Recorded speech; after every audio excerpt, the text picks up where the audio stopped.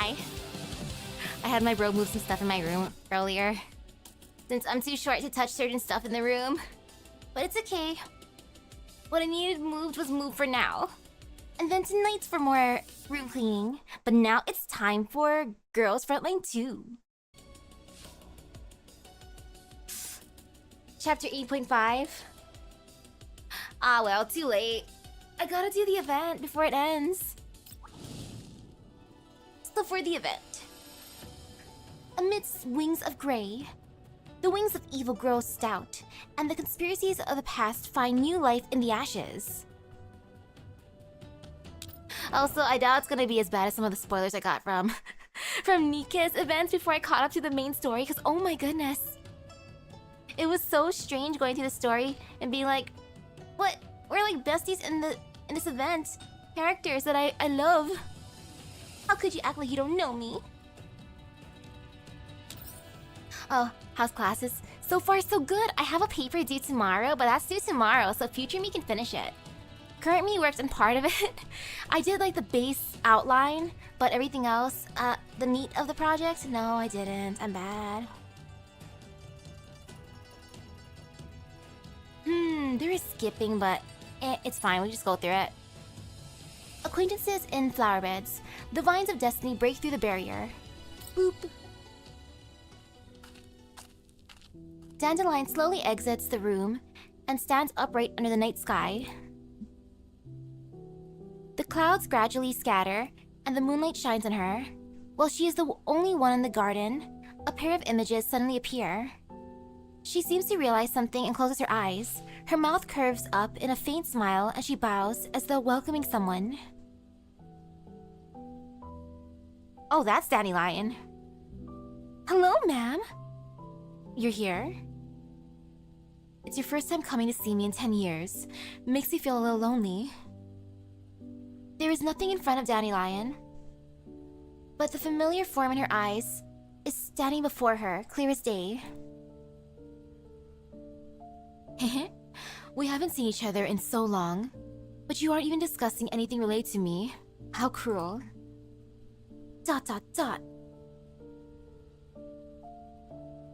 It might just be an instant for you, but it's a long time for me, and for that person, it is endless torment. That's terrible, don't you think? Isn't that just too cruel for that person? Even more ... How could I possibly refuse you? I was just griping. Surely you'll permit me to indulge myself a little, won't you? Maybe? Maybe, ma'am? I knew it. Selfishness is unavoidable, even for someone like you. Dandelion looks at the girl before her, who does not deny this, and shakes her head as though in self-mockery. Everything has changed, possibly for the better, but possibly for the worse. Everything that happened 10 years ago feels like a lovely dream compared to now. Sometimes, I wonder if I've even woken up yet. Ooh, she's something called an OGAS consciousness who's originally existed in the mind of M4A1, the main girl from the original game. Ooh!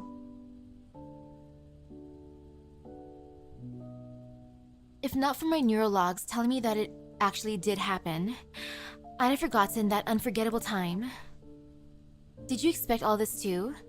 Or were you just standing aside watching aloofly as we flailed around like a troupe of clowns? Oh, Dandelion eventually became her own person, took the body of something created by our mortal enemies? Good for her, you know? This is a nice body, so I don't blame her.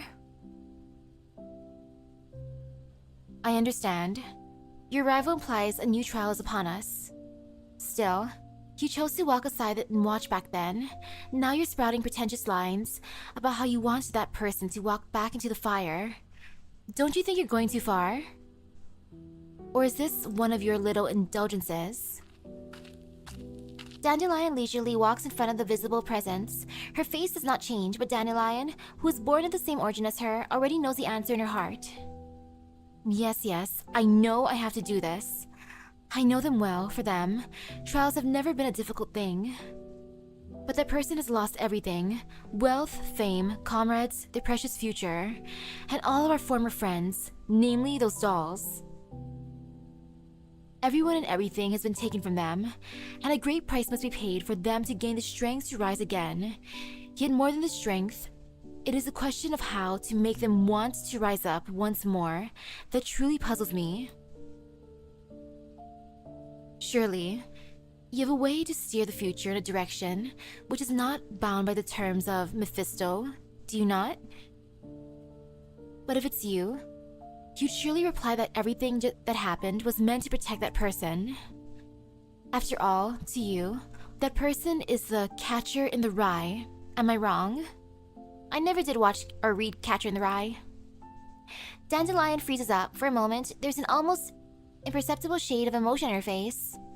However, she immediately resumes her usual smile, and then continues talking like she's trying to convince herself. After all, living is the most important thing. You also did the event before you actually went to chapter 8, too. Having the future knowledge is kind of funny sometimes, though. That might be true, but it's also a prison of sorts. 10 years is by no means a short span of time for humans. Even if it was the right choice, it still ended up hurting that person, and for the second time too. I wonder, as someone who made such a ruthless choice, do you feel sorry for that person you hurt? Dandelion tilts her head ever so slightly, as though she's ready to listen to a confession. She seems to be looking forward to making life hard for her conversational partner. But that doesn't last long, because she then proceeds to state her own request. Alright. It's not like it's particularly difficult for me anyway. I shall carefully calculate the odds of you fulfilling your wish. And then, I shall move in a mysterious way to guide that person's destiny to join with yours. Would that satisfy you, my dear sister? It's just going to take a bit of time. There are no drawbacks for me besides things being a little annoying. However, the price that you will have to pay is going to be so high that even I am having trouble imagining it, you know? Alright. Since it's related to that person, I shall have to exert myself and give it a try. I promise to watch how that person's life ends, after all. But in exchange, you'll have to help me fulfill our wish, okay? Dandelion opens her eyes, and her face, still with a smile, gently lifts. She gazes on that radiant moon and begins talking to herself in a self-deprecating tone. Goodness, you're just like before, running off and abandoning me the moment you're done talking. Still, the boring days are finally over. An age of fire and blood is upon us once more. And I wonder what kind of destiny awaits them in such a world. Yes, it'll be a while yet until that day comes. Until then, I should probably start doing some of the things I promised her. Dandelion slowly raises her arms, and then she claps rapidly. Almost immediately, a girl with a black hair like hers appears behind her. Lady Dandelion, you called? Ooh, she's extremely smart and powerful at anything involving electronics. Man, I don't want her on my side then. Helly, I need network access to the beacon network in the central region. Oh yes. Help me say hi to the old bunch and tell them their peaceful lives are over. She's also teased too, aw. And for events, as long as the event's entertaining, I don't mind if it's long or short. Would you like me to sugarcoat the message? Just give it to them straight.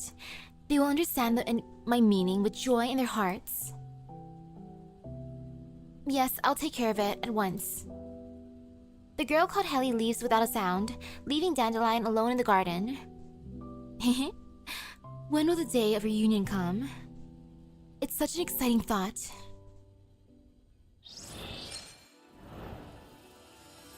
And now detuned. The melody arrives upon the wind, its notes out of tune. Level 15, oh this is fine. No fear at all.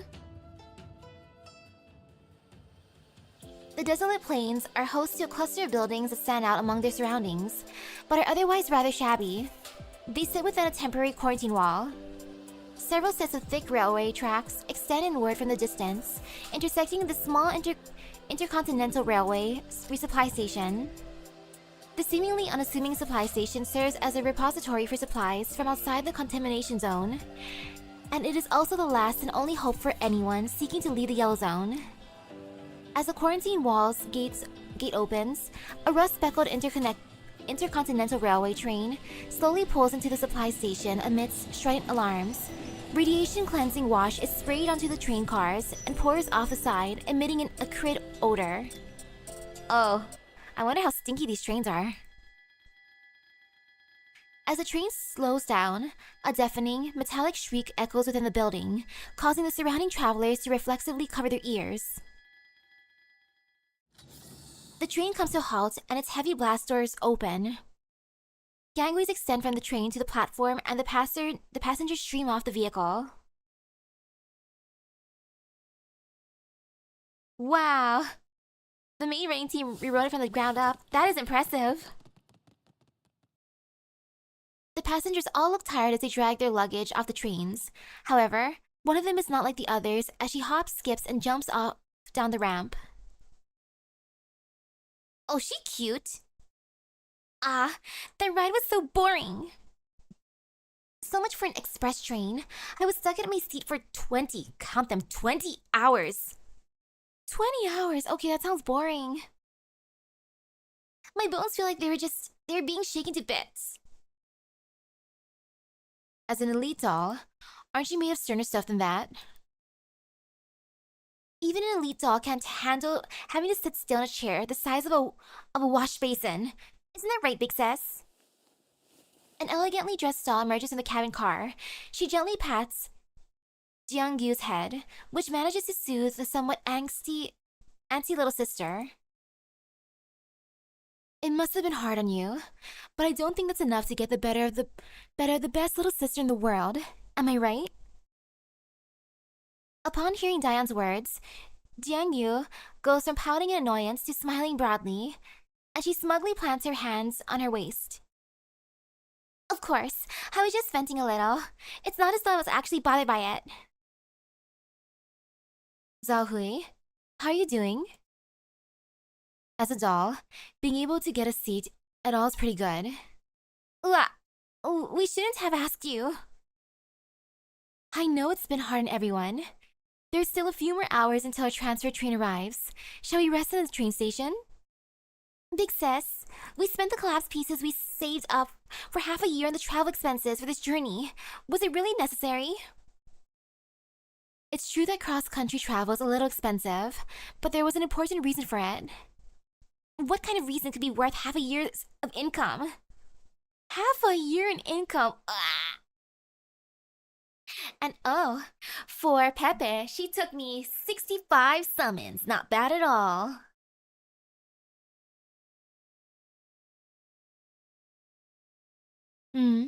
That's a secret for now. But once you find out, I'm sure you'll be surprised. A surprise? I hope it won't turn out to be a shock instead. I'm sure Daiyan has a reason for doing what she did. Shouldn't you have absolute faith in her, as your little sister? That's true, but we spent so much money and I don't even know the reason why. Why can't you let me complain a little? I think her luggage for this trip's been unloaded. Go over and get a traveling case before someone takes them, okay? Oh. My collection is in my luggage. I can't lose them again this time. Lose them again?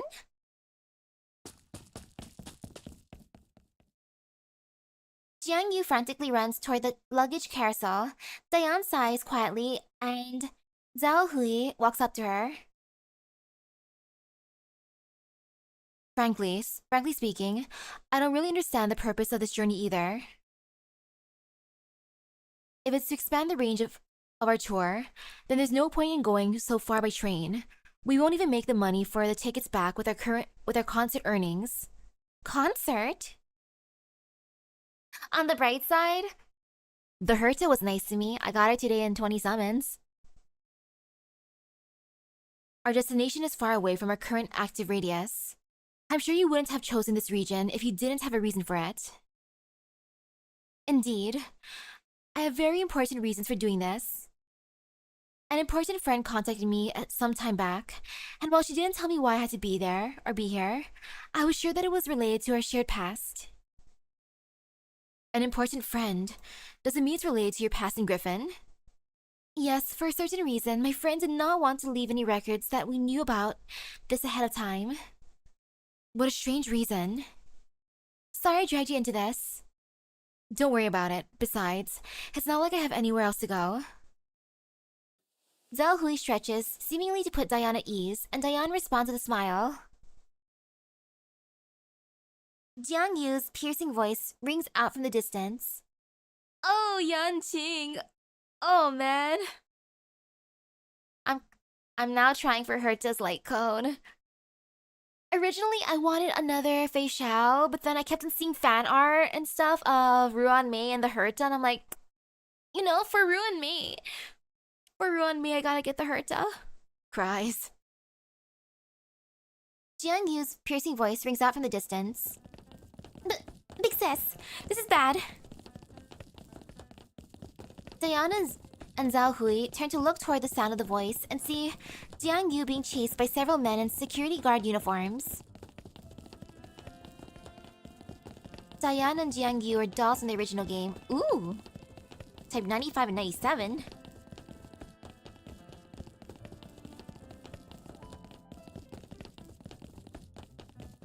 The guards are trying to handcuff Jiang Yu, but her strength and agility are far beyond theirs. Jiang Yu calls out loudly to Daiyan as she runs. These stupid guards don't listen to me at all. The smuggler is a tricky one. Get more guys in here to surround her. You're the smuggler! Your mom is a smuggler! As Jiang Yu makes bigger and bigger ruckus, the surrounding travelers gather around to gawk, and more security guards swarm over. Daiyan and Zhao Hui immediately run over to Jiang Yu, blocking her behind them, and then Daiyan whispers to Zhao Hui.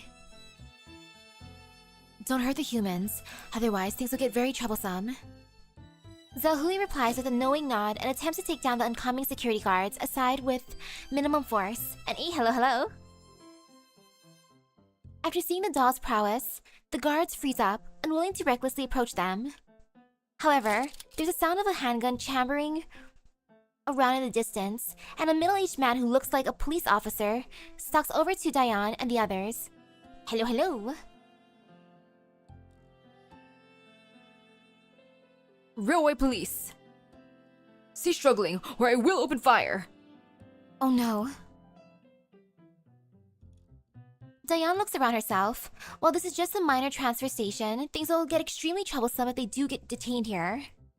Since they haven't broken the law, their current priority is to figure out why Jiang Yu was being chased by those security personnel. Officer, we're just ordinary travelers. Why are you trying to arrest my sister? The railway police officer looks Daiyan up and down. He shows no sign of lowering his guard. Are you a doll? Dolls of your grade are a rarity around here. Where's your owner? Get him out here. I want to speak to him. Officer, we own ourselves and we have proper credentials. Here is our electronic ID. Still suspicious, the officer scans Daiyan and the other's ID. His system indicates that they are indeed self-owned and authorized to travel freely. Damn, so you really are self-owned dolls. That's something you don't see every day. The railway police officer finds it hard to believe his eyes. Then, he looks back to question the security guards who are chasing Jiang Yu. What's with those dolls? Our scans revealed weapons in their luggage. They've got guns, lots of guns. We're authorized to bear fire control cores and use weapons. Our ID already shows this. We also declared the other weapons before boarding the train. You can find in the hazardous goods transport permit section. The police officer eyes a security guard behind him, who frantically opens his terminal and goes through it. A while later, he lowers his head and speaks dejectedly. It's all in there. Bro didn't even read the stuff before questioning. Wow, dude. What the hell are you morons playing at? Don't you even know how to check IDs and forms? But our scanners threw up an alarm, and we saw the guns and thought we should detain them. That's why none of you have managed to get a proper posting so far. You clowns can forget about being promoted for the rest of your lives. The railway police officer makes a big show of berating the security men while he pulls them aside, then quietly speaks to them. They say the dolls who can get clearance like this have a complicated past. You shouldn't get involved with them. Damn it. Even humans don't get this kind of treatment. They're licensed to carry weapons and fire control cores, so they must be tactical dolls from some PMC. A PMC? Then maybe these dolls are... Kaboom! Suddenly, there's a massive explosion from outside. A huge plume of black smoke rises from the quarantine wall. In the distance, the shockwave from the explosion washes over them. Many people lose their balance and fall to the ground. What was that? The sound of screaming comes from the direction of the explosion, and a panicked crowd begins running this way. It's a boojum. A boojum's hitting the quarantine wall. A boojum? Run for your life! Fear instantly spreads to the crowd, and the surrounding tourists drop their luggage as they frantically run in the opposite direction. Damn it, how many times has it been this month? Chief. We've got an elite incursion. Get your guns and follow me. Something suddenly occurs to the railway police officer, and he turns around to address the dolls. We're undergunned here. Can you help us out? Since you're tactical dolls, dealing with elites should be a piece of cake for you, right? What should we do? We should take our luggage and run. No, we can't. There are too many civilians here. The consequences if the elites broke in here would be unimaginable. I need the reaction of, we should just run. But if that was a boojum, it's not something we can handle. After seeing the dolls hesitate, the railway officer immediately chimes in. Just think about these unarmed civilians. As tactical dolls, shouldn't your priority be protecting humans? How about this? If you help us out, I can help you apply for a security certificate with the railway network. That way, you'll never be stopped or questioned no matter what station you go to. Worth it. Sounds like a good deal to me. Then well... Wait a minute, Big Sis. I have a condition. Can we get better seats in the next trip? No problem. I'll think of something. I love the bartering. Upon hearing about the seat upgrade, Jiang-Yu's eyes practically glow with excitement. Daiyan looks at Zhaohui, who nods back in response. Ooh! Oh yay, that's a long upgrade. Or update. Now that her friends have agreed, Daiyan makes up her mind. Understood, officer. Please allow us to assist you. The railway officer entrusted this region to us. Make sure you don't let the eyelids into the station. Wow. Look over there, Big Sis. There's a huge hole in the section of the wall over there in the distance. The eyelids must have entered through there. Looks like the work of the boojum. What should we do if we encounter it? It's just a boojum. I'll rip it to bits. Surely, you know that boojums are right. They're strong eyelids, aren't they? I knew it. We won't be engaging the boojum. If we run into it, we flee immediately. Understood. Yes, got it, Big Sis. Focus.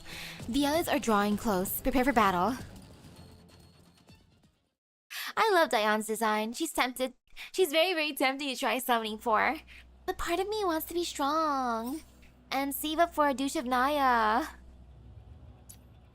But there's temptation, lots and lots of temptation. Heck, the other dolls in this group are also cute. I'll just think about life. Maybe just throw one multiple for each of the banners. If it happens, it happens. If it doesn't happen, I will. But if I manage to summon the character, then that means I gotta get the weapon too. The next one might be Centaurasi.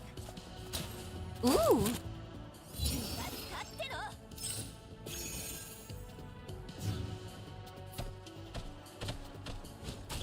Oh yeah, did you guys see that macchiato skin? Like, I just got my macchiato this skin. They bring out that other macchiato skin, I have to get it for her too though. I wanna spoil my macchiato.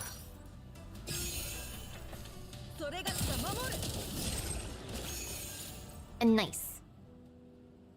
After eliminating the elites within the area, Daiyan contacts the railway police officer over the radio. Officer, this area is clear. There's a breach in the quarantine wall here, and there are elevated levels of collapsed radiation. At our position, please warn any nearby humans not to approach it. Understood. Thank you. I've already contacted the nearby railway units for support. Please ensure no elites get through on your side until they arrive.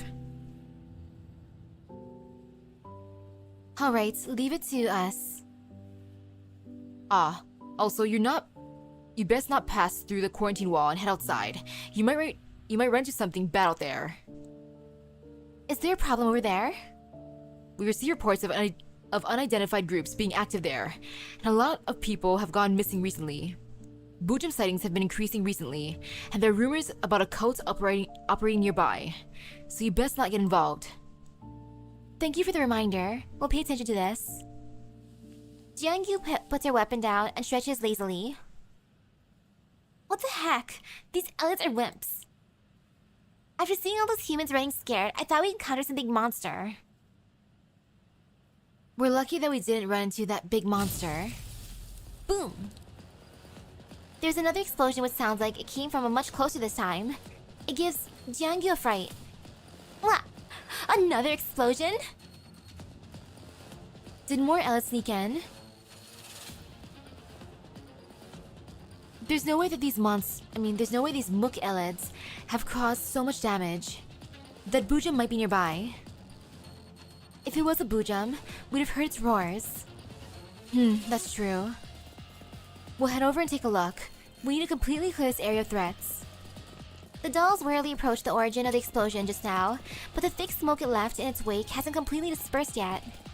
Fortunately, they don't hear the howling of elites. Apart from the sounds of burning and wind blowing, everything is silent. After making their way through the smoke, they see the breach in the quarantine wall not far ahead. The surroundings are a mess. Sand and invisible collapse particles are streaming in through the breach. The dolls are stunned by the extent of the devastation here. However, what truly shocks them is that there's something that most definitely does not belong in a place like this, in the middle of the breach. Big sis! There's someone lying on the ground! Uh-oh. Body. Daiyan looks over and sees a girl with blue hair on the ground. Her hands are tightly clenched around her weapon, and there are 3 strange spheres circling her. The spheres grow with blue light, and the heat boiling off them makes the surrounding air ripple. It's plain to see that the previous destruction was their work. Is that a doll? Daiyan slowly approaches the doll on the ground, but Zhao Hui immediately steps up to stop her. Wait a minute, don't go over. Daiyan looks at the fallen doll. The spheres have changed position and begun glowing in response to her approach. It looks like they might attack at any moment. Is that some kind of autonomous defense system? Quack. Huh? Why would a doll have something like that? The last time we saw something like that was around 10 years ago, right? Just as the dolls come up to a halt, the spheres suddenly flash with light before flying rapidly in the opposite direction from Daiyan and company. Those spheres flew off. Does it mean it's safe? Your logic pathways are sure simple. What if there's another trap? I'm not picking up any other threats for the moment. The doll looks like she's crashed. Watch her surroundings. I'm gonna try and reboot her. You want to do it here? Can't we just haul her back to the train station and be done with it? I have some questions for her. For some reason, I get the feeling that we have something in common. Hey, hello. Is this related to the past you were talking about? The reason why we couldn't know about ahead of time? Yes, that's the feeling I'm getting. I'm sure there's a reason why we've come all the way here. Well, Jiangyu looks a little confused. She nods toward Daiyan anyway. After seeing the two dolls scan their surroundings, Daiyan begins working on the doll. She carefully turns the doll's body over and finds her connection port. She attempts to connect to the other doll's neural cloud, and its firewall structure seems strangely familiar to her. Are you alright, big sis? Since when did you become an electronic warfare specialist? And hey, hello, welcome. Connecting to her was easy. The IFF handshake protocol she uses is the same as ours. The same? How could it be the same? She's got the same IFF data as you. Haven't you figured out why yet? Was she in Griffin too? But then why don't I remember her at all? You'll have your answer when she wakes up. Daiyan breaks the connection and gets up to her feet. The other two dolls approach her, waiting for the doll's neural cloud to finish rebooting. As she looks at the doll before her, Daiyan has a rough idea of what to expect. Suspense. Bring on the suspense, please. Continue. Next, please. The only blue-haired doll that I know right now is Kofner. I'm sitting in front of one of the big drop windows besides the main console, blowing on my cup. As I sip the revolting instant coffee. How bad is that instant coffee? I like instant coffee. I think about how to handle the upcoming situation. Paradius has been sighted. Dolls like Sextons and Darcher have attacked us. And then there's that recent transmission. All this makes me sink deep into thought. While I'm trying to sort things out in my head, something is in my heart is protesting. So the past has caught up with me at last. I love the instant coffee that already has creamer. It's satisfying. Just then, Mei-Ling opens the door to the ops room, walking toward me as she works her tablet. Upon hearing me mutter to myself, Mei-Ling puts down her tablet in curiosity and speaks to me. What were you talking about, Commander? It's nothing. Just an adult's pointless grumbling. How's a doll?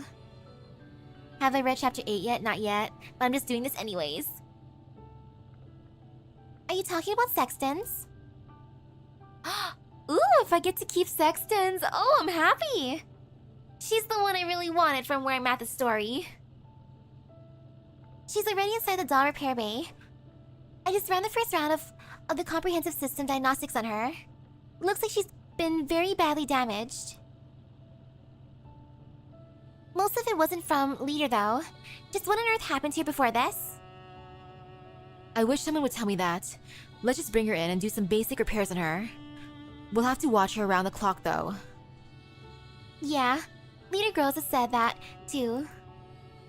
She's already arranged for rotating shifts to man the security cameras, and we'll have dolls stationed in the repair bay. Alright then. I can rest easy knowing Girls is handling things. Commander. What's going on? Are you really going to bring Helena out with you again? Ever since he brought Helena back from Paradius, she hasn't been feeling too well. We can't let people keep pushing us. It's not enough just to keep Helena safe. We need to gather more information and launch an adequate counterattack. I know that, but I'm just worried. Don't worry, Mei-Ling. Everything will get better. Really? Sure. For some reason, the look in your eyes seems different than before. Different? In the past, you'd always have a kind smile on your face, but ever since you got involved with Proteus, your eyes have started looking kind of scary. I fake a cough to hide my accidental display of emotion. After seeing the worried look in Mei Ling's eyes, I make a show of shrugging to try and calm her down. Sorry, Mei Ling. I think I recalled something of the past. Don't worry. I won't put the others in danger. I won't let this happen again. My words don't sound the least bit reassuring, but fortunately, Mei Ling doesn't probe further into it. Well, if you say so, Commander. I nod to Mei Ling, and Mei Ling nods back, though whether or not she actually understands remains in question. How are the things on Kofner's end? If Helena's alright, can you have Kofner let me speak to her for a bit? They ought to be in the medical room. Shall we go over and take a look? Yeah, please. Pass the message on. Mei Ling nods to me and then turns to leave the ops room. After watching Mei Ling leave, I take a look at myself through my reflection in the window glass. Am I really that scary? It seems the ripples that transmission set off in my heart were bigger than expected. My regrets over the past surged to the fore, along with my hopes of the future. Before, I had not been willing to recall the past, and neither did I dare dream about change in the future. Right now, however, all the thoughts hidden in my heart are bursting out uncontrollably into my mind. Perhaps I had been trapped in the events from 10 years ago all this time. I look into the glass again, and my face does seem a little twisted. I should drink some coffee to cover it up. Instant coffee.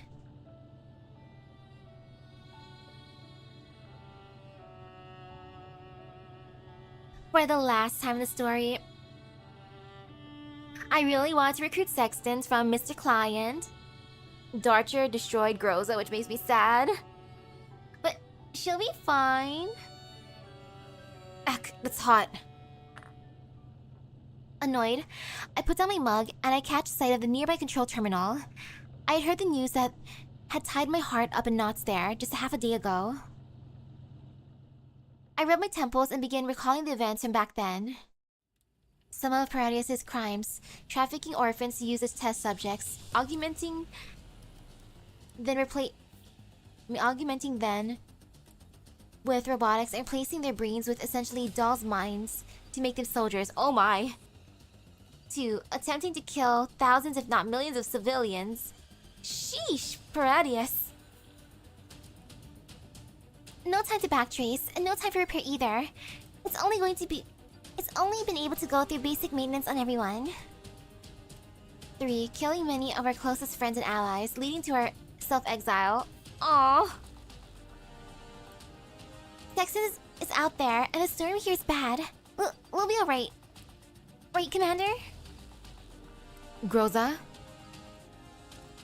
Enemy number confirmed to be just 1. Is it Sextons? Yes. A burst of static comes through the comms, making it difficult to make out what Groza is saying. It's just her? No other Proteus combat units? No. Enemy confirmed to have left combat area. She retreated? She's remaining outside of our firing range and is not leaving. There's a new communications request. Caller unknown. Put it through. Groza, stay alert. Mei Ling displays a new comms window on the projection screen. I walk up to the projection screen. Good day. I find myself looking at Sextons, who is wearing a hood. I cannot be certain if the collapsed storm is affecting the signal reception or if Sexton's vocalization module is damaged, but her words are very choppy, and the simple greetings took her seconds to get out.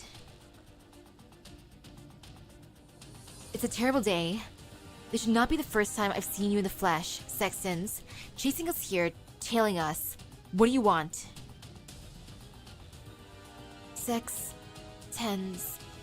My name. Huh? You who I am. Please tell me. Still trying these childish tricks on us? Sexton makes no reply for a short moment, or any sort of movement. She looks like a static image pasted on the projection screen. Groza, sit rep. Sit rep. No abnormalities. No movement from enemy units. I have no time for this, Groza. Get rid of her. I will take her in. Tell me. Sexton takes off her hood, revealing her exposed circuitry, protruding eyeballs, and mangled metallic hardware. No authorization. Block it if tell me. ... is right. Give me the order, Commander. A new comms request. Encrypted channel. Caller is Little Dawn Shining Edge in Hand. What a name. Put it through. Commander. Lena? What's wrong? Are you busy, Commander? It's nothing, just a battle. The doll called Sexton showed up again, although she looks a little weird. Well, if you need to deal with her, I've already got a little helper that I can lend you. A handy little helper? It's the commander who's conquered far and wide back then and having this much trouble with a single doll. Looks like the good stuff Persica was talking about just isn't doing that much good after all. That voice, could it be? Oh, my stuff is falling. What the heck? Oh well. My room just wants to be possessed. That's right. It's Miss Dandelion. She said she had an urgent business with you, so I activated my emergency communication systems. Is now not a good time to talk, Commander? Normally, that would be the case, but it would be a different matter if she could lend us a hand. Lena picks up on my meaning and opens a link window. Dandelion's image instantly projects out of the comms terminal. Dandelion is still the same as she was 10 years ago.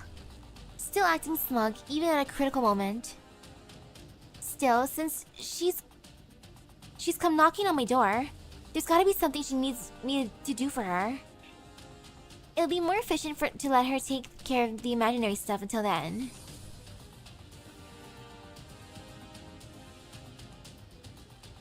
You really don't stand on ceremony, do you, Commander? You're always having me clean up a big mess for you. Well, I'm sure it's not a big loss for the great and powerful Dandelion to help us out again. Alright. Alright then. What's the problem now? I suddenly realized it's been a long time since we last spoke like this. But I ended up taking this tone with her anyway. For some reason, I'm not worried at all that she'll be repulsed by my attitude. Or even her seemingly mocking tone is putting me at ease. As expected, Dandelion smiles in the familiar yet annoying way. Every time I see that smile, I just know that she must be laughing like a hyena deep inside her cognition image. But at the same time, I know she'll stop to solve my issues. I drag the video message Groza sent back into the comm window. Dandelion instantly recognizes the person within it. Isn't this the third generation doll Sexton's? You know her? I found the information on her easily enough in the NOMFA databases. She's the Gerard Group's newest product and their pride and joy. A third generational doll? So just like RO then. Her hardware's a little more advanced, but from a design standpoint, all I can see is that she's nothing more than a crude copy. In short, way worse than RO. A copy? Forget it, that's not important. Although she looks pretty messed up, Her fighting power still possesses a major threat to us. What should we do? The best way to deal with the fake is the real thing, of course. And ooh, enjoy chapter 8. If I'm not wrong, you've acquired remodeling pattern technology already, right? Have you used it yet? Mailing? I've helped the leader Goza and the others with remoting patterns, but for some reason, maximum burst output is stuck at 68%. Aro is the first of the 3rd generation dolls? Oh, cool! I was part of the main squad in the original game. If I could enter the Elmo system, I might be able to solve the problem of the remoting pattern's limited output. And then your squad's combat power will rise like whoosh. And then you'll be one-shot. Then you'll one-shot Sextons before dragging her frame back. I'm sure 3rd-rate Gen Doll's neural network contains a lot of good info on the Gerard group. If you let me take care of it, I could just crack it just like that. Sounds good. Sounds good to me. Rosa, keep a safe distance from Sextons. Dandelion can boost the maximum output of your remoting pattern. Once it's done, take her out and recover her frame. Dandelion? Can we trust her? She's an old friend. In any case, we'll provide ASAP once I give the word. Launch the attack. Understood. We'll keep our distance and stand by for further instructions. Groza's team begins falling back, and I signal to Dandelion to work as fast as I can. Miss Mailing, are you the Elmo's adjutant? Will you allow me to enter the Elmo systems? Well... You can enter without asking her, you know. Good. Manners are very important for girls. Commander, you're always breaking your subordinates' hearts because you keep forgetting them. Forgetting that. You Miss Dandelion, right? How are you planning to get into the Elmo system? You need to tell me whether I can come in first. Commander! It's alright. She's probably more familiar with the Elmo than we are, and we need to get the upgrade done ASAP. Then please come in, Miss Dandelion. As you wish. The Elmo shakes violently and the lights sway as well. The monitors on the command console begin to throw off sparks. Mealy nervously sucks a breath in, terrified that she's just made the wrong decision. I pat her on the back, indicating that she shouldn't be worried. However, she looks at me with nervous eyes. Soon the monitors and lights go back to normal. Dandelion must be back. All the modules have been cared for very well. Looks like Miss Mealing's more capable than I expected. Are your intercom systems ready? Oh yes, I booted up the data backup from 10 years ago, and thanks to the massive data center on the Elmo and the nearby signal beacon, I managed to update the part of my virtual cognition images data, and once it's completely fused with me, we'll all be a happy campers here tonight. I palm my face. The scenario I at least wanted to see has come to pass. I can practically imagine the tragic data ahead of us. What tragic? It seems wonderful. Wait, a backup from 10 years ago? Have you ever been to the Elmo before, Miss Dandelion? Well, that's a long story, you see. I was 10 years old. That commander of yours who has been leisurely sitting over there and used little old me as a vehicle support. AI and had me slave and labor for them all day long. Hey. Isn't it the same as what I mean is that you helped keep the Elmo running in the past as well. So don't worry, I'll take on the big chunks of your workload. However, the priority right now is to get the remodeling pattern up and running. Mailing. Have you considered remodeling patterns backend system to the Elmo? Yes. I need you to open up the database and give me the necessary authorization so I can go through the past date. Commander, can you give me a name? I'll let you handle it. Okay, looks like it's time for me to talk then. Lena, where's Colin?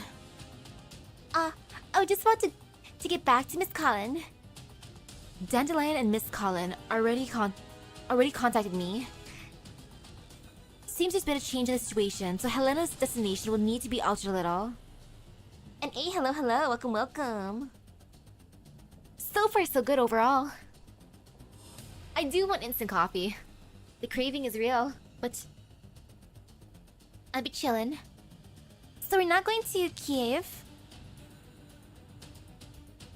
Our prior decisions might have been leaked, and Miss Khan's still looking for its source. Until then, we'll be transferring Helena to a reliable group. This event is very story-heavy. Okay, that's not bad. Though I do kind of wish I could just put auto. But I am good in reading. Right now, the Gerard group has their eye on the Elmo. Having Helena remain in the Elmo would be too dangerous for both her and the Elmo. It is a pretty high-profile vehicle. So, got any specifics about the plan? I'll explain later. In any case, there is much work for you to do, Commander. If it's just listing all the work takes longer than a minute, it seems I'll need to mentally prepare myself. Oh yeah, speaking of fate, or Fate Grand Order, have you summoned Cuckoo yet? I'm trying to resist. Commander, I've finished analyzing the problems with the remoting pattern. Do you want to hear about them? Go ahead. That's amazing! I can't believe she took care of everything in less than a minute. Any problem that can be covered by the Elmo's processing power is not a problem at all. I planned some deductions based on the data and found that the data in the plants, in Groza's and the others' remoting patterns was inaccurate, which led them not being able to absorb collapsed particles at full efficiency. Fully resolving this issue will require sample calibration data, but that sort of thing can wait until later. Right now, I performed some simple simulated calibrations. This should be enough. This should bring the remoting patterns output from 68% to 85%. Ooh, that's a big increase. Still not full output, but that should be more than enough to deal with that third generation doll. Has it already been done? You can use it right away. Understood. Goza, check your remoting pattern. Can you raise its output to 85%? Yes. The remoting pattern's maximum output has been increased. Commander, should I continue with the attack on Sextons? Your orders are unchanged. Take her down and recover her frame. Understood. Executing now. And now we fight. Let me set up the auto fight. Because I do feel like grabbing a drink at the very least. I forgot water. So I'm gonna do combat start and then I'm gonna go to the fridge. I feel like getting something cold. It's hot right now. The one place that's hot, Misaki's room. So BRB while auto fighting.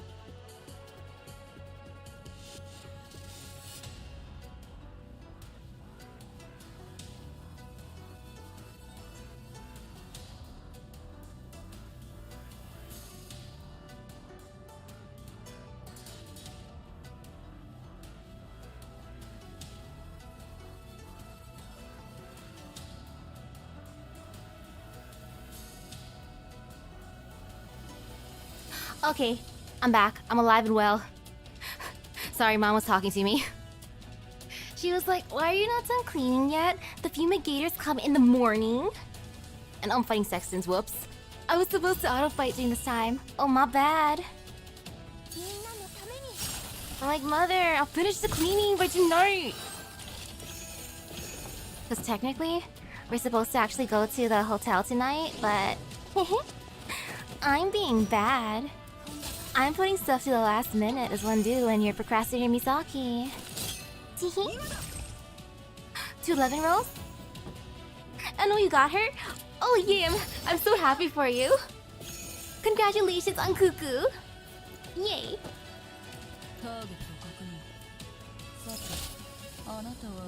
Now to gently open my can. I got myself a monster. Just because I'm like, well, Mother, if you're gonna put things this way, I'm gonna clean later on tonight and might as well get the monster ready. Do not spill self. Very good.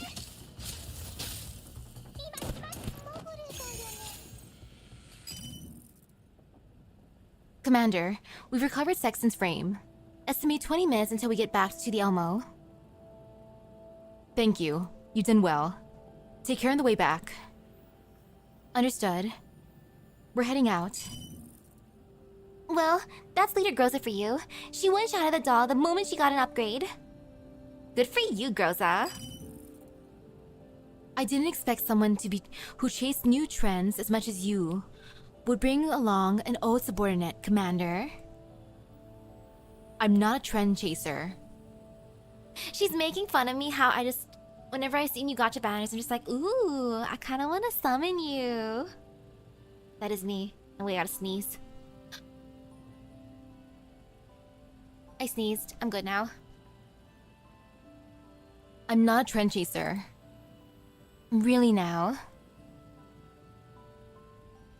But then, why don't I see a single familiar face? Shouldn't you be the one who best knows the reason for that, and best understands what happened back then, Dandelion? Hello? Of course I understand. Is there anyone who understands you better than me, Commander? I simply thought your reaction when I phrased it that way would be very amusing. What a tease. Naturally, I understand that you're bound by the limitations of the Mephisto Agreement, because some people are so terrified of you, and the thought of you not being separated from those cute little dolls of yours keeps them up at night. And here I thought you'd wasted away to the point where you'd gotten used to those days of drifting with the wind. You didn't have to say that. What's this, Commander? Are you mad? Frustrated? Wroth, even? This troll. I looked down and away from her. There's no response. I know that I'm not angry, rather, the fact that she has hit a nail on the head has left me feeling a little guilty instead. All this while, I thought I'd completed my mission, so I didn't want to experience those despair-inducing things again. Things like watching my friends die and sacrificing my subordinates. Still, despite everything we did, everything we sacrificed, Paradius is still around. If my mission was a failure, then what even was the point of everything I did back then? As I ponder this, the regrets I've been hiding in the depths of my heart surge to the fore again. It's not like I don't understand how you feel. Maybe a new beginning might not be so bad after all. Perhaps those subordinates of yours could come back and work for you again. A new beginning? What kind of beginning? Perhaps you could start with a teeny tiny accident. I don't have time for your riddles. Aw, you wound me. I guess little Miss Nine will have to explain then. Lena? It's like this. Kellen had an idea and she wants you to meet up with her. Meet up with 404 after this. You mean with 45 and the others? No, Leva. That is to say, 45 is still on a mission with Miss Kellen now. Klukai's leading 404 now. Klukai's... I know. She's 416. She finally became 404's leader like she always wanted.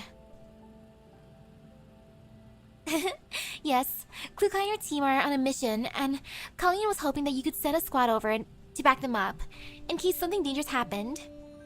That way, you'll be making contact with them through a request posted by the NOMFA. Doing that shouldn't cause too many problems. Got it. Give me the coordinates and the time. I'll prepare for it. Well, it's not too urgent. Their mission is still in the preparation phase. They'll let you know if they need support. Also, there's something else which is more important. Like I said earlier, Helena needs to get to Lviv. Lviv? That's right. The Non-Military Forces Administration has forces under its complete control there, including hospitals with comprehensive care units. However, Miss Cullen wants to bring her in via the Intercontinental Railway. Sending her via the Elmo would attract too much attention. Considering her past experiences, it's not like the Intercontinental Railway is much safer. Last time, it was because there was a problem with the pickup at your destination. We'll make sure it doesn't happen again. But you didn't actually encounter any difficulties on your way via train, right, Commander? That's true. While the Intercontinental Railway and the city it passes through might not be 100% safe, at least the enemy won't be able to attack them so openly. In comparison, moving through the contamination zones is riskier. I suppose that's true. Thing is, while I can still ensure Helena's safety in the Elmo, I'm not confident of bringing her out without an adequate escort.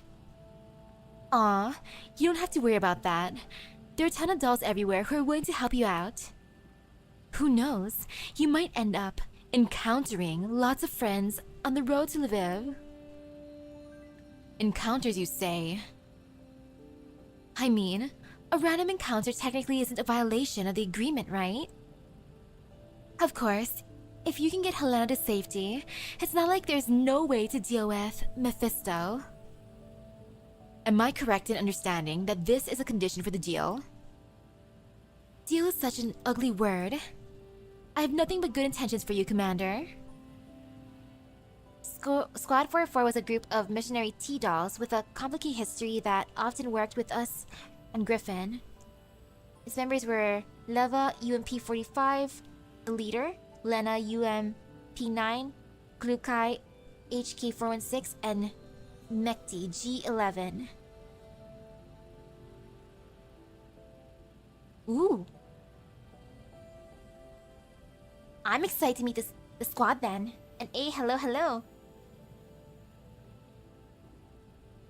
The more you say that, the more I'm thinking there's some pit trap out there waiting for me to fall into it. Of course, the right to decide is still in your hands. If you're satisfied with your lifestyle of running away, you're of course free to reject my request. As long as you're really all right with that. I frown, then finish the last of the coffee. Aw, for the immersion I should have grabbed a can of coffee, but no, I just grabbed a can of regular Monster. But, you know, cheers. Cheers, Commander.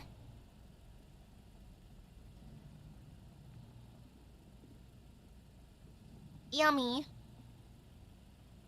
Darn, should have been the coffee flavor. I have a coffee one in the fridge. No, dumb me decided I want something sour. For some reason, the memory fills me with displeasure. Although I became used to Dandelion's attitude 10 years ago, I'm particularly irked by how she's acting this time around. I glance at my watch. Just as I think someone ought to be coming over, there's a ding from the lift. Commander, Mei Ling told me you wanted to see Helena, so I brought her here.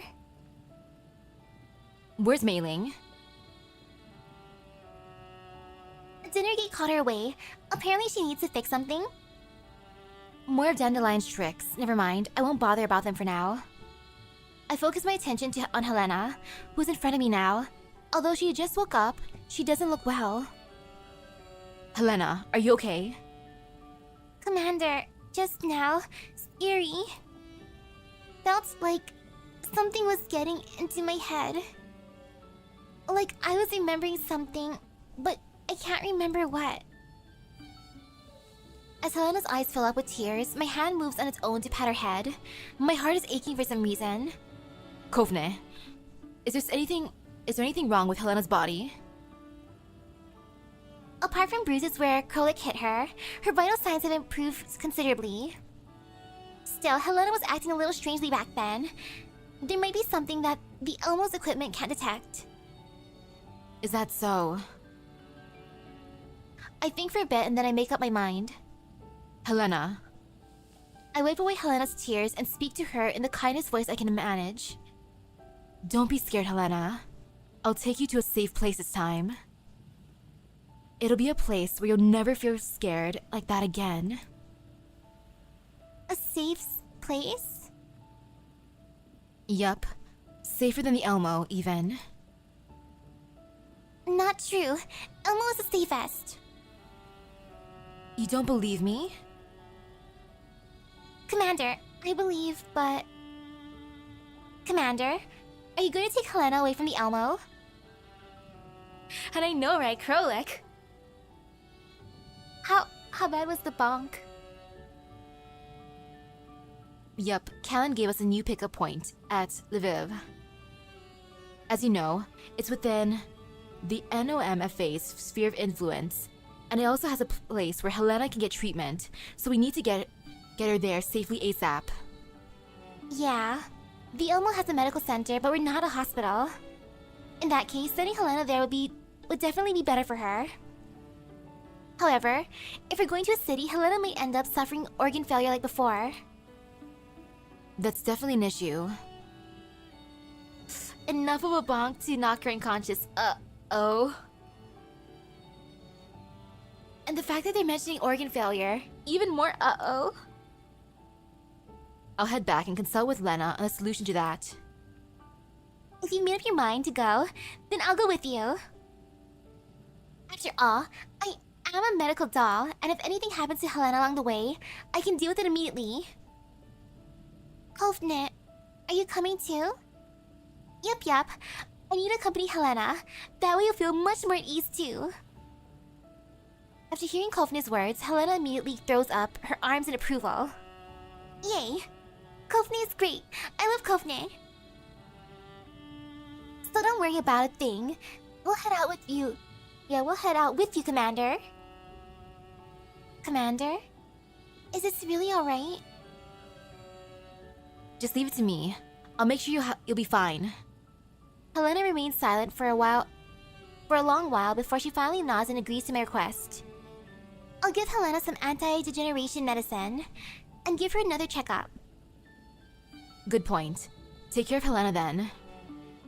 Kofner nods and then leads Helena out of the room with a smile on her face. I exhale and think. Then I pick up my communicator and describe the situation to Groza. What do you think, leader? My opinion is the same as before. Helena was exposed to the Naito, so we can't ensure her safety with our present firepower if she continues staying on the vehicle. Since Miss Kalina has made arrangements to receive Helena, we should send her to her designation and complete the assignment ASAP. Okay, yeah, that's good motivation. Finish the last belt for Cuckoo. Do it for her. Finish it ASAP, huh? I rub my temples. I know what Rose is trying to say without her having to actually put into words. Maybe forgetting about the past would make things easier for me, but for some reason, I know that I can't do that. I tell Groza what's on my mind. As expected, she expresses her opposition to my idea. Commander, we have very few dolls on hand. Carrying out 2 missions at once would be too much for us. We won't be able to support Squad 404 if we have to cover both you and Helena as well. Meeting up with Squad 404 would be an excellent opportunity for us. There's very good fighters and would greatly improve our combat capabilities. Then Helena. My plan is that Kofner, Helena, and I travel along the route Lena gave us, and while you stay behind and secure the Elmo. According to Lena, 404's situation isn't too urgent, so we'll back them up once we finish escorting Helena. So you won't need me to escort you, Commander? No, there's no need for that. We still have sextants on the Elmo, and we don't know what her deal is, so I can't be at ease if you're not on the Elmo. Also, using firearms would be troublesome once we enter the city, which would make your strengths very hard to employ. Someone like Kofner, who's good at interacting with humans, is better suited for the task of escorting Helena. Dandelion is decrypting Sexton's neural cloud, but it'll take some time to finish. We can use this time to hurry over to the train station. Rosa doesn't reply right away, unlike how she would normally. I suddenly realize what I just said just now might have made her unhappy. However, Rosa is not silent for long. She speaks to me in her usual tone. Understood, Commander. Let me do the planning. I'm sorry, Groza. Say you weren't a people person, but you can't talk. Sorry. Uh-oh. Okay, all good again. I thought Groza destroyed my internet, but no, the internet's back. Groza, you'd never do that to me, right, girl? Right, Groza? I'm sorry, Groza. Okay, back in the green. And green means go.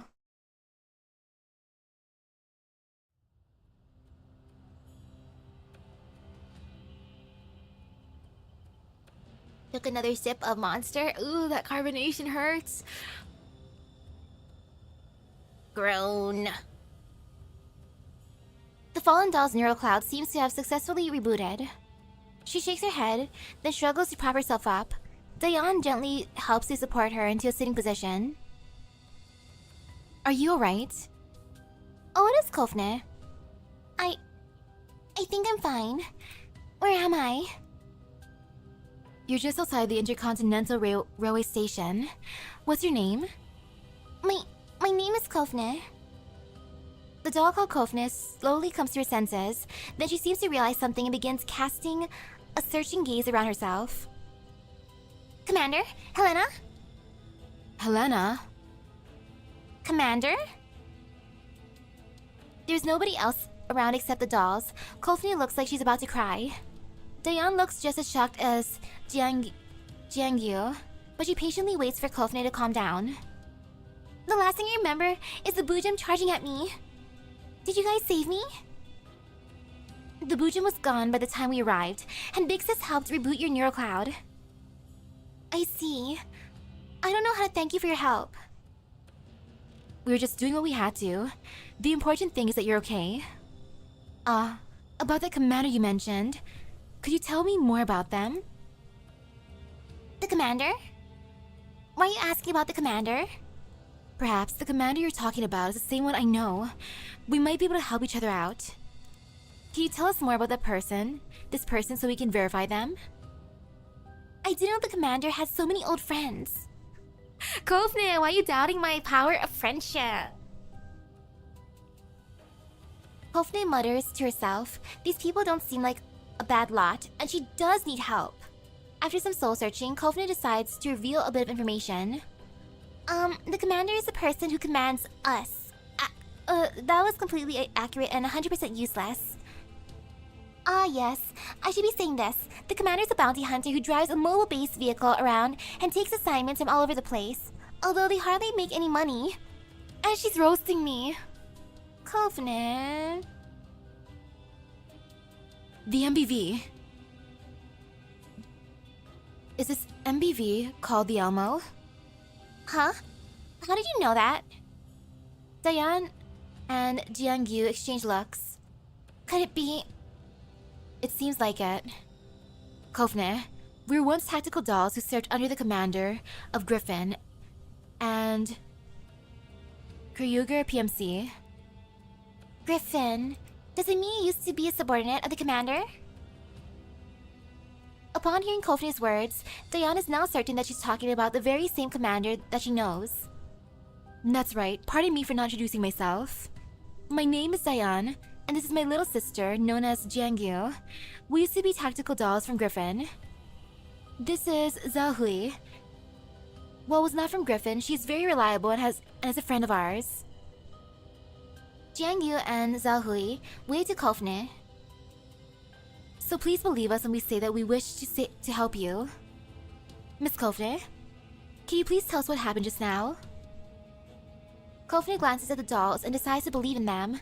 Then she quickly explains what just happened.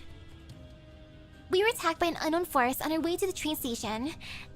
And as we were exchanging fire with them, a Bujum suddenly appeared. I think I passed out after the Bujum's attack. I thought my frame would be shredded. I certainly didn't expect my functions to be all normal. There are three floating spheres around you just now. They flew away when we approached you.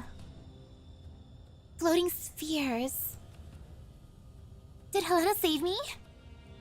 Helena? You mentioned the name too. In addition to the commander, who is that? Why is there something as fancy as an automated defense system here? I can't tell you that. Kofner shakes her head. She clearly doesn't trust them. Huh? But we saved your life. Daiyan looks at Kofner and realizes that further questioning is pointless. More importantly, there are other more pressing questions she wants to ask. Leaving that aside for the moment, do you know where the commander is now? The commander managed to avoid the Bujum's attack just now. I'm sure the commander will look for Helena if they were alright. Maybe the two of them are together. Can we track their location? Yes, we can. I plan to track her on Helena. Kofner fiddles with her terminal, and the sounds it makes indicates that it's running normally. Thank goodness, it's working fine. Hang on, Helena's actually pretty close by. But this location is underground. Kofner doesn't wait for the dolls to answer before she runs off towards Helena's coordinates. The group catches up with Kofner, and after passing through the broken quarantine wall, Kofner goes a good long way before she finally comes to a halt. There's a wrecked shutter leading underground at the location where Kofner stopped. The shutter is built behind a small hill. Half of it is below ground level and is practically invisible from afar. The shutter's outer camouflage has been blasted to bits. It was once the size of a cinema theater screen, but now it's nothing but ruined fragments that have been blasted inward, as though something huge had torn through it. Look at this ripping and tearing. Did that Bujum flee in there? There's weird slime on the ground. Looks like it went in there. Those spheres flew this way too. Maybe they went inside? The Bujum might have brought Helena here, but with her defense system, Helena ought to be fine. Kofner wrings her hands, doing her best to not let her thoughts wander toward the worst. Daiyan gently pats her on the shoulder, hoping to calm her down. Miss Kofner, things will be alright. Besides, the commander is here, right? Yeah. Kofner nods. She quietly mouths the words in her heart until she can calm down and function normally. The dolls approach and destroy shutter. The interior is extremely spacious and it seems to lead to an underground passage. This underground entrance, it has got to be some kind of shady facility. Looks like it's a secret passage she built to smuggle people past the quarantine wall. Why is this secret passage so big? It's big enough for vehicles to pass through, and considering how close it is to the train station, it must have been built by a really powerful broker. Can underground brokers really do that? How do you think they transport the really big pieces of merchandise? All this can't be just a coincidence. Daiyan remembers the reminder of the railway police officer just gave them. That combined with the fact that anything involving the commander is bound to be complicated makes you think that they need to be exceptionally careful with their next move. Is this Helena's location in the depths of the passage? From their coordinates, they seem to be far below us. Perhaps there's another facility below. I know I have no right to ask of you, but could you please help me to find the commander and Helena? Daiyan looks at the pleading look in Kofner's eyes, and then at her two companions. Looks like your instincts are as accurate as ever, Daiyan. Of course, I'm overjoyed to be able to see the commander again. Daiyan turns back and nods to Kofner, replying the affirmative. If we can help the commander, then we'll certainly be inclined to help you. Please guide us to them. Thank you. Kofner gazes into the black depths of the passage and struggles to swallow her fear in her heart. Then she sends the coordinates to Daiyan and company before turning on their flashlight and venturing forth. Adventure! Everyone halt. There's movement up ahead.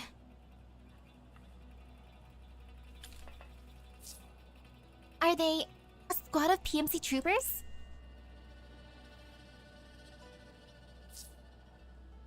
Their gear reads Mongi Security. Maybe they're a bodyguard detachment employed by the underground brokers. Should we open fire? They might not be hostile to us. Let's circle around them and keep moving on. Miss Kofner, what do you think? That's them. They're the ones who shot at us just now. HQ, we've been attacked by some kind of autonomous defense weapon. Casualties are 7 men, and we couldn't stop it from advancing. No, the target isn't moving at the moment.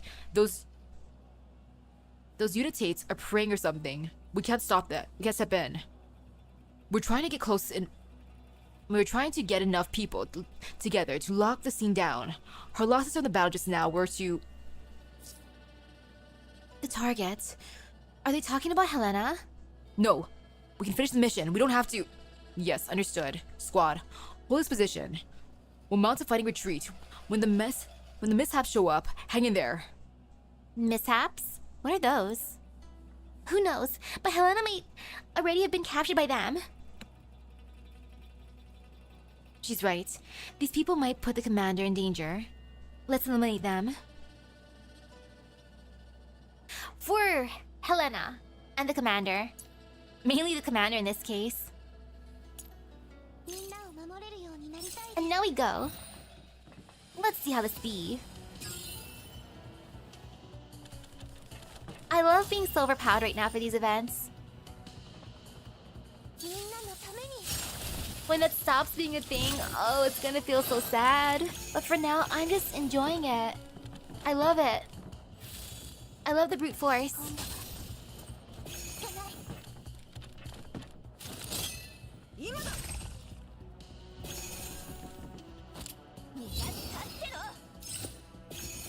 Truly satisfying.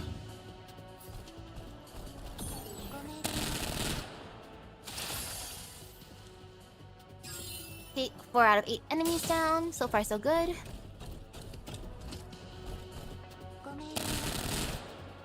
I still wish we could keep the little doggo. I mean, look at how cute those are.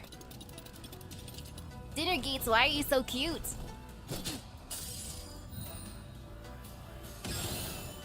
Especially the one from Macchiato's event. It was the most precious baby. The most overpowered baby. Man. Maybe someday. I'll take care of it. I'll feed it. I'll water it.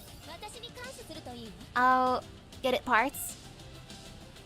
Sure, Commander Misaki might be broke, but if there's a will, there's a way.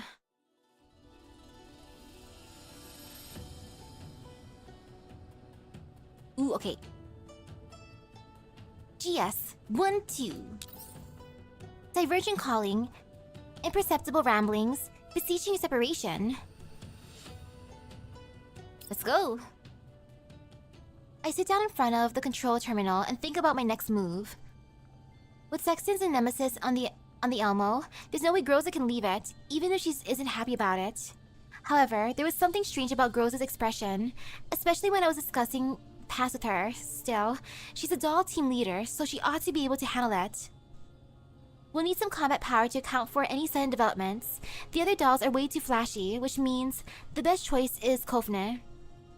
The conclusion I reached is that I can rely on my own flexibility and Colleen's resources to take care of things in the city. But in the contamination zones, Squad 404 needs fire support from the dolls. I lightly tap the table with my knuckles and decide to split up our forces in the end. I scratch my head, then sigh heavily. The familiar pressure that once plagued me returns. I hate having to choose between a rock and a hard place like this. Have you made up your mind? Dandelion's voice comes from a strange place. I look around, and then find that there is a dinner gate floating in the air right on top of my head. Well, I said I wanted a dinner gate, and my wish was granted. Cool! Since when did you gain the The fetish of sleeving into dinner gates. The fetish? Okay. The floating dinner gate that was originally intended as a smart navigator for the Elmo flies a little lower, but I still need to look up to see it. Even in a dinner gate's body, this aura of smug superiority is uniquely Dandelion's. An aura of smug superiority, I love that. And whose fault is that there aren't any usable frames in the Elmo? Now I have to lower myself to using this body. Lower myself? Who the heck even says that? Still, being able to float around like this feels nice. Looks like the stuff I left behind back then has pretty good performance. With just a quick modification, it can interface with beacon signals. Now I can connect with the Elmo no matter how far away you are. I am definitely gonna try for Cuckoo. I'm hoping she'll be nice. So you're saying you're going to head out with us in dinner gate form to Lviv? Well, if I stayed in the Elmo by myself, I'm sure you'd be worried about me taking it for a joyride and leaving you homeless. Oh yeah, I can totally see you do that. However, I rise from my place in front of the command console and keeps my gaze trained on the dinner gate. The dinner gate backs off a little to keep its distance and projects a hologram of Dandelion, as though she's standing in front of me and having a conversation. why are you looking at me? Why are you looking for me now of all times? It's already been 10 years, right? What, did you miss me? Did you think I was too late? I just learned that Paradius wasn't completely destroyed, and right after that you show up. The timing seems a little too much of a coincidence to me. You're still as sharp as ever, even though you've been wasting away out there, out here in the boonies for 10 years. I don't bother keeping up the banter with her. Instead, I wait for her to continue speaking. Commander, why did you throw everything away and abandon everyone for 10 years? You should know the reason why. Of course, but you didn't want to get your hands dirty. But you do know that doing so costs you the ability to change things, right? Is that really okay? A lot of people think what you did was incredibly stupid. They believe that if you had just continued on your previous path, you'd be in a position of power now, instead of being bullied by Variagers in the Yellow Zone. Don't you think they're right? At first, I thought you wouldn't put up with this injustice for long, but now, 10 years have passed in the blink of an eye, and you've endured shame that normal people would not have been able to bear, with no intention of compromising in the slightest. Because of your sacrifice, all the people under you, humans and dolls, ended up living pretty good lives. I was definitely not expecting to hear those words from you. Are you trying to persuade me to go back? Of course not.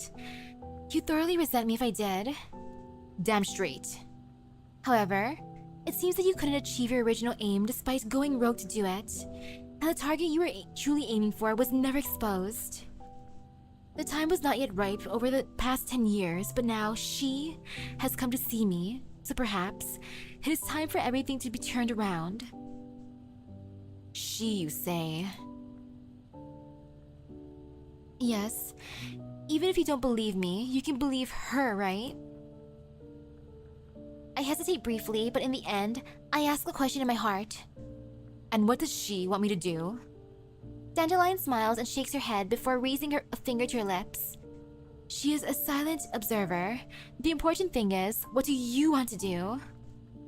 Leaving aside the pointless hatred, leaving aside the meaningless humiliation, what do you want to do after stagnating for 10 years? Dandelion looks in my eyes as I meet her gaze. There seems to be an inescapable power in them, forcing me to remember something that I've been trying to forget. Or do you think that not doing anything at all would be the best choice? It's obviously not the best choice, but right now, do I have the grounds to reply like that?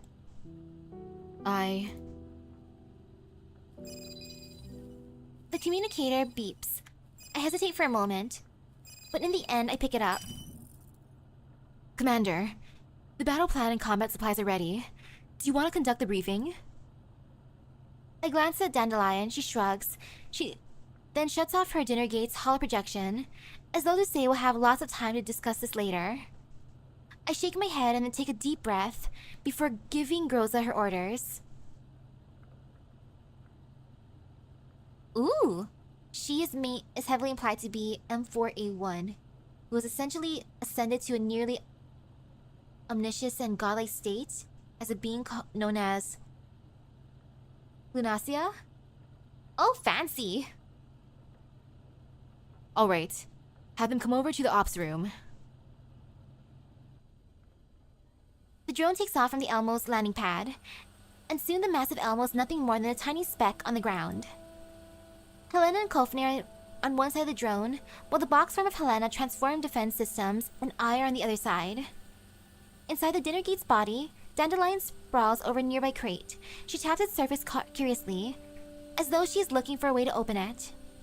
The drone pierces through the cloud cover, and the air begins to clear up.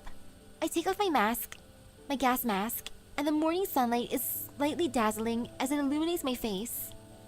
However, it is not an unpleasant feeling. On the contrary, I actually like it. Seeing the morning sun makes me think that everything is full of hope. I turn to look at Kofner.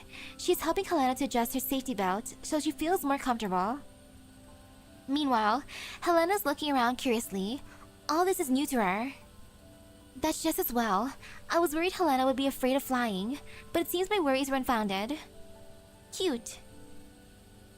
Just as I think this, I hear Meiling's voice over my earpiece. Commander, we're in cruise mode now. We're about an hour away from our destination, the Intercontinental Railway's transfer station.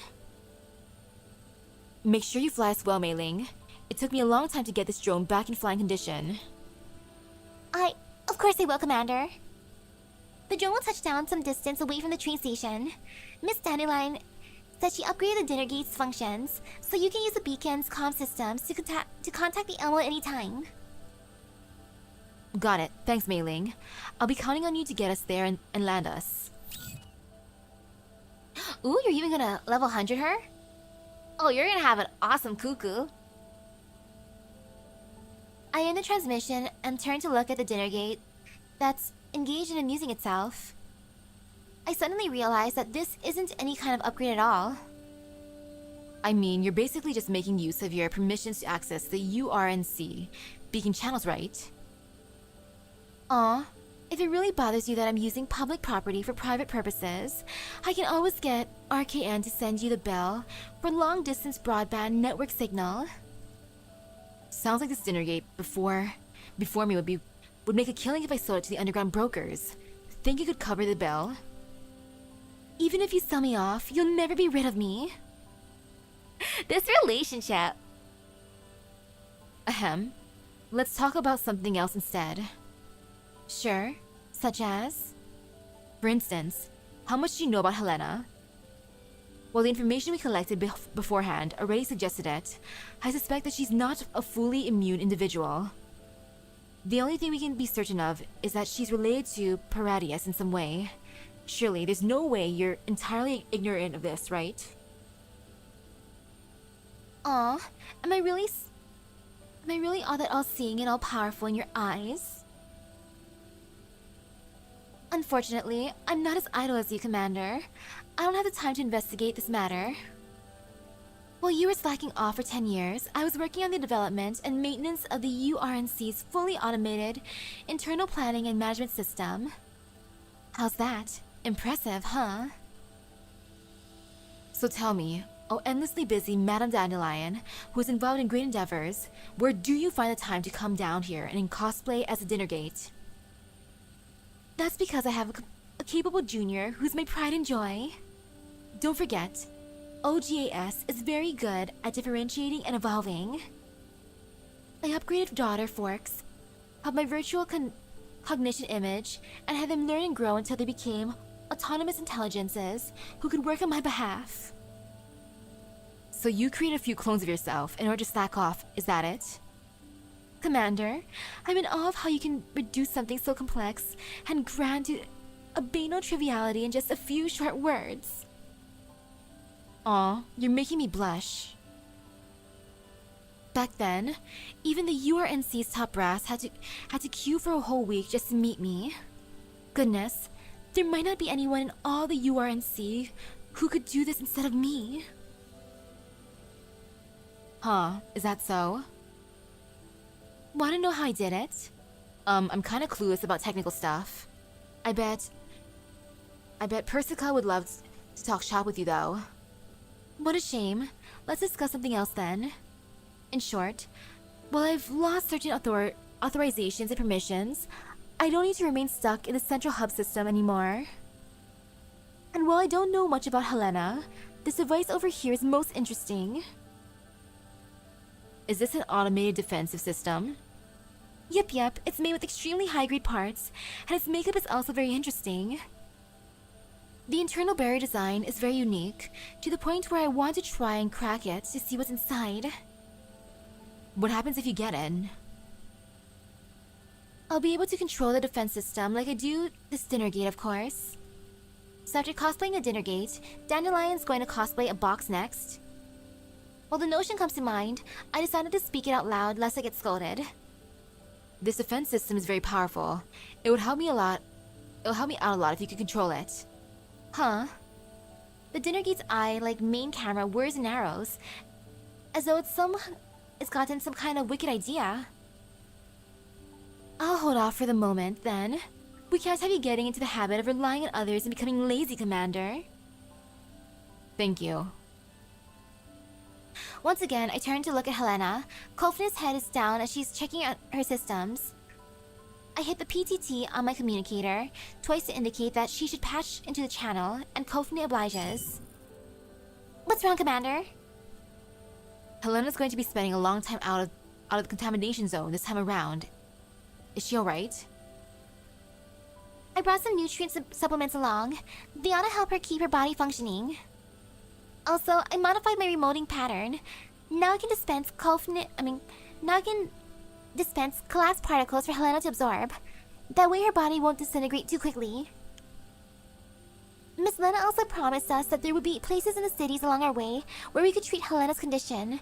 She'll coordinate with us as we move. Good. We need to be prepared. Helena begins gesticulating wildly upon seeing Kofner talk to me. Although I can't make out what she's saying over the roar of the engines, it's immediately obvious that she's trying to tell Kofner that she wants in on the conversation. As expected, the moment Kofner puts a headset on Helena's ears, her voice immediately comes into the channel. Commander, sky, pretty. Not like on the ground. If all the collapse contamination were cleared away, we'd be able to see things like this on the surface too.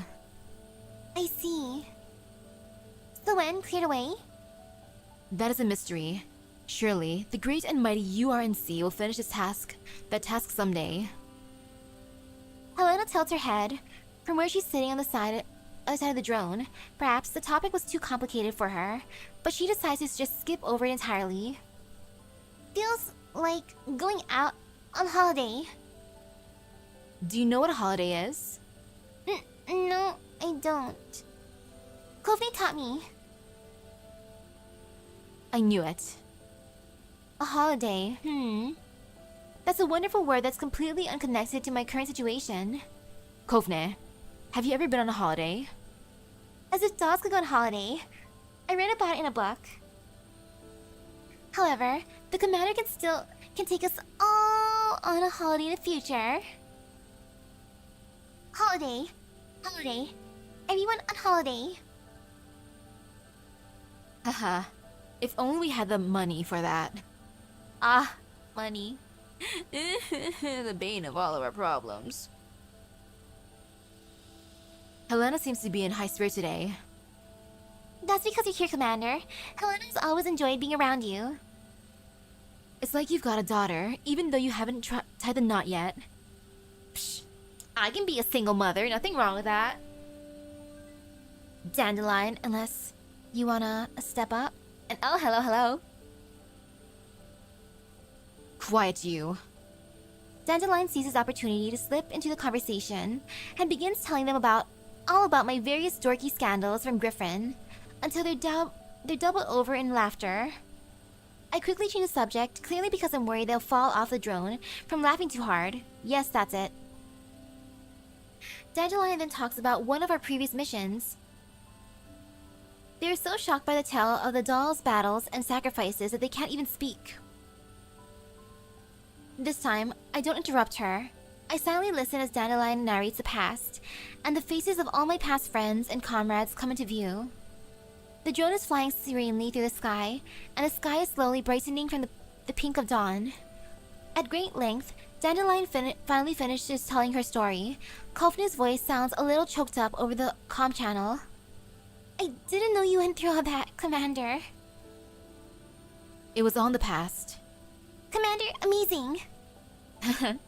I'm not that amazing. There you go again, Commander. You get embarrassed when a girl praises you, even when it's a young one doing it. That sounds really wrong. Freezing! Ooh, do you like them young, Commander? Oh? Not necessarily. I believe the Commander's preferences are very comprehensive, otherwise, they wouldn't be so indecisive on that particular topic. Hey. I reach out to try and grab the Dandelion gate, but she nimbly evades me. She hovers just barely out of my reach of my arm's maximum attention, and as I'm still secured in my seat, all I can do is glower impotently at her to indicate my displeasure. Commander, we're almost there.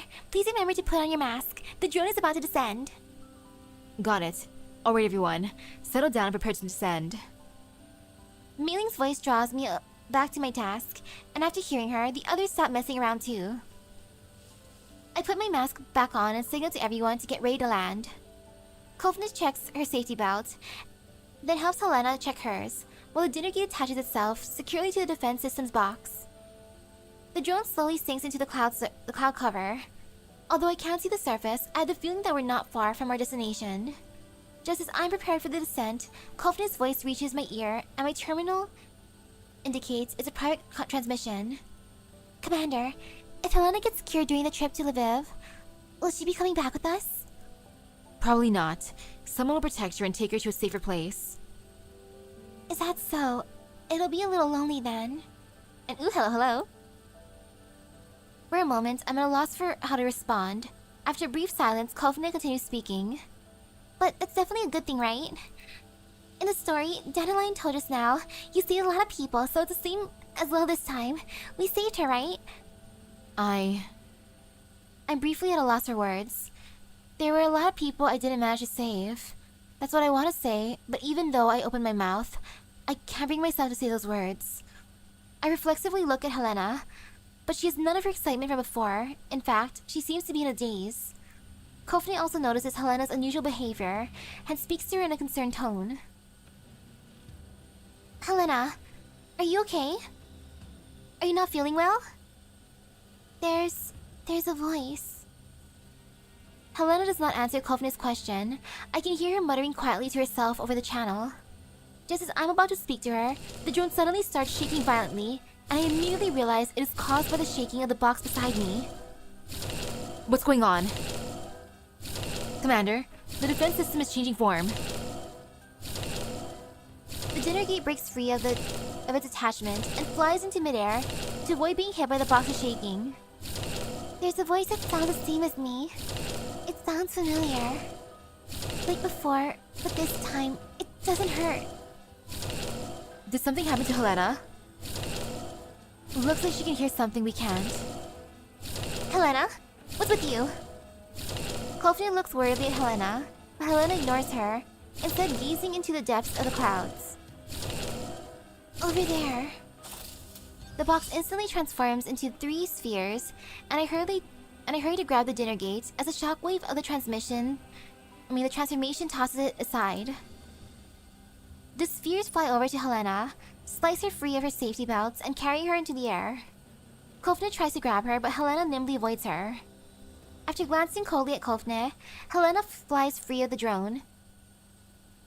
Ensconced within the embrace of her spheres, and swiftly disappears into the clouds.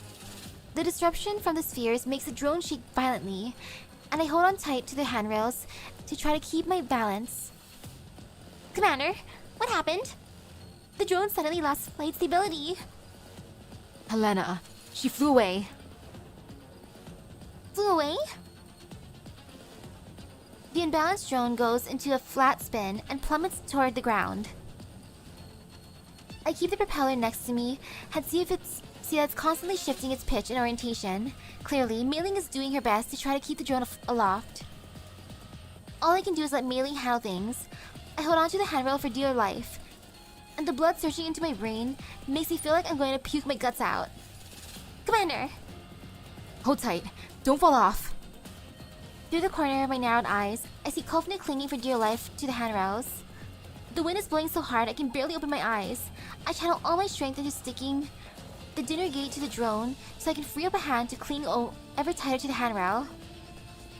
Pull up! Pull up! Mailing yells over the comm channel. I've never heard her yell that loud before. Perhaps her angry yelling had an effect because the drone manages to adjust its propeller's pitch, and the drone slowly stops its spinning. As we regain lift, the drone climbs hard, forcing me to change position so I don't feel so uncomfortable. At long last, the drone's flight path levels out, and my blood begins flowing normally again.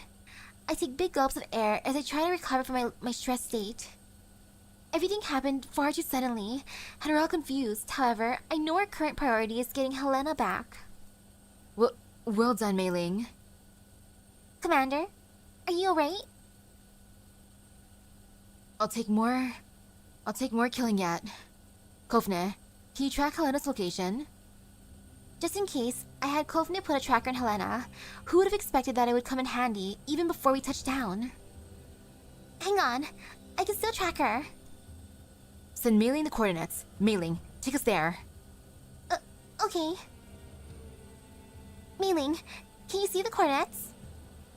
Helena's position is constantly changing. I need you to keep refreshing the location data. Got it. Leave it to me. The drone immediately changes course and begins flying in another direction. My brain kicks into high gear. Was the information leaked? Are we going to get ambushed again? But this time, it was Helena herself who did it. Or does the problem lie with Helena? She can hear something that we can't. Perhaps Helena has something in common with those Naitos that we've seen before. The dinner gate that's been attached to the drone looks my way. Her tone isn't as teasing as before, which is a sign of Dandelion's reliable side. I thought so too. When we first received her, the words Helena _ 043 were written inside her box's logs. Can you help me gather information regarding that? I'm on it, but I don't have much processing power bandwidth, so it'll take time. Alright, I'll leave it to you. Mailing's skillful piloting and the drone's high-speed flight quickly brings us out of the cloud cover. I'm so happy for Mailing. Mailing's the best. Looking down, we can see the glow from Helena's spheres in the distance. There are flashes coming from the ground where Helena is firing. I squint and see an intense firelight taking place against a not too far large monster. Is that a blue jump? Mailing, head for the blue jump. Descend as you go. Once you reach 100 meters AGL, begin orbiting the blue jump so we can observe the situation. Will do, Commander. The drone rapidly descends, and after going lower, I get a clearer picture of the situation on the ground. The not too large blue jump has just flipped over a vehicle belonging to a squad of armed troops, and the forces around it are blasting it with weapons of various calibers. The blue jump is heavily wounded from the attacks, but does not move from its place, as though it's protecting something. It's located in what seems like a small town, but the town seems to have been abandoned for a long time, and the ravages of war have only made it even more rundown. The point of light representing Helena is flying over to the blue jump. We try to follow it, but some of the armed troopers firing at the blue jump actually turn and shoot at the drone instead. Bullets whip past bullets whizzed past my ear. And with no recourse available to me, I had to ask Baily to pull me up, or pull up. What the heck is with these people?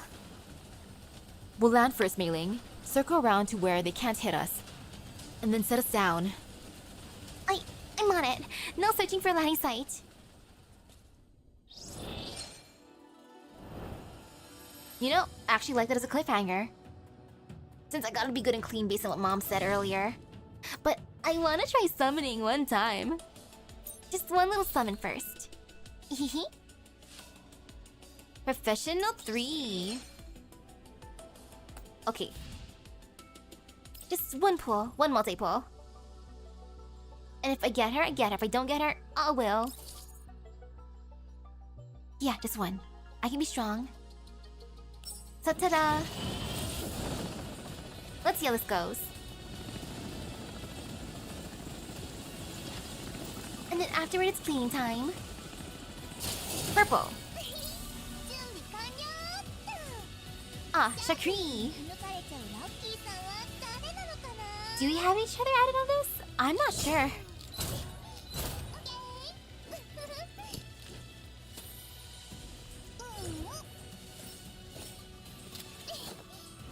Shakri, you're too adorable. Then I got a weapon.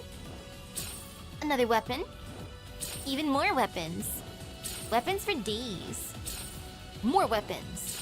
Weapon. Same weapon. Weapon. More. That ain't bad though. Well, let me start something real quick. If I go here. And then was this friends? And sure. Let me send a request real quick. So I press. So 4, 5, 8, 9, 4, 9. Okay, added. Ta-da! This event has been fun so far. I want to do more, but I gotta clean before Mom gets mad at me again. Don't look at your macchiato. Hey, nothing wrong. For the love of macchiato.